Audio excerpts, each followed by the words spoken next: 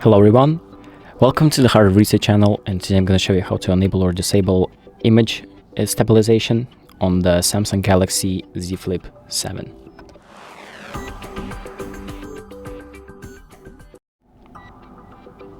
So the first thing that we're going to do is open up the camera, select video, and here you can press on this little human running icon on the top to enable super steady. So that basically means if we take some sort of video, let me just record a video, and you can see that I'm like shaking, and for example I'm running and I have to record a video.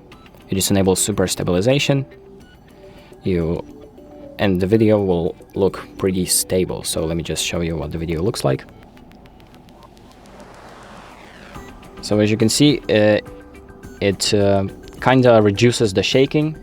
It didn't really reduce in this video. It works more when there's more light and a better quality video, like the environment is better. But it did seem to reduce some shaking, so this option works.